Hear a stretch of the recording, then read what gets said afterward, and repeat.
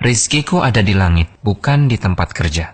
Belajar tawakal kepada putri 10 tahun. Hatim Al-Asam rahimahullahu ta'ala, salah seorang ulama besar kaum muslimin, teladan kesederhanaan dan tawakal. Hatim rahimahullah suatu hari berkata kepada istri dan 9 putrinya, bahwa ia akan pergi untuk menuntut ilmu. Istri dan putri-putrinya keberatan, karena siapa yang akan memberi mereka makan?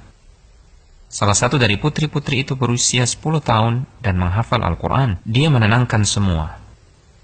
Biarkan beliau pergi. Beliau menyerahkan kita kepada Zat yang maha hidup, maha memberi rizki, tidak pernah mati.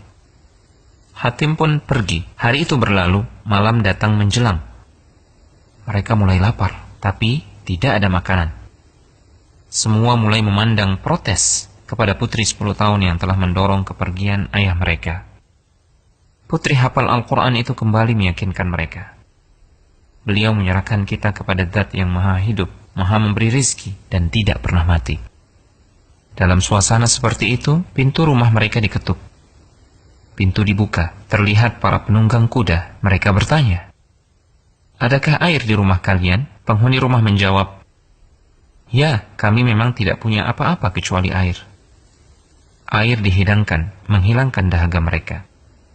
Pemimpin penunggang kuda itu pun bertanya, "Rumah siapa ini?" Penghuni rumah menjawab, "Hatim Al-Asam."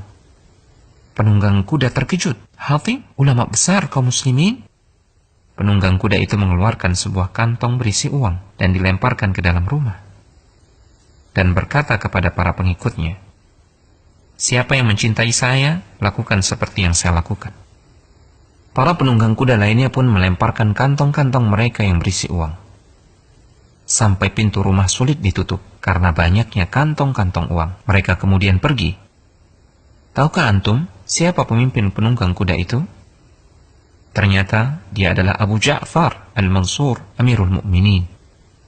Kini giliran putri 10 tahun yang telah hafal Al-Quran itu memandangi ibu dan saudari-saudarinya. Dia memberikan pelajaran akidah yang sangat mahal sambil menangis. Dia berkata, "Jika satu pandangan makhluk bisa mencukupi kita, maka bagaimana jika yang memandang kita adalah Al-Khaliq? Terima kasih nak, kau telah mengingat kami yang dominasi kegelisahannya hanya urusan dunia. Hingga lupa ada Al-Hayyur Razzaq, hingga lupa jaminannya. Dan di langitlah rizki kalian, bukan di pekerjaan, bukan di bank, bukan di kebun, bukan di toko, tapi di langit. Hingga kami lupa tugas besar akhirat. Duhai Allah, janganlah engkau menjadikan dunia sebagai kegundahan terbesar kami." وَفِي السَّمَاءِ رِزْقُكُمْ وَمَا تُوعَدُونَ فَوَرَبِّ السَّمَاءِ وَالْأَرْضِ إِنَّهُ لَحَقٌّ مِثْلَ مَا أَنَّكُمْ تَنطِقُونَ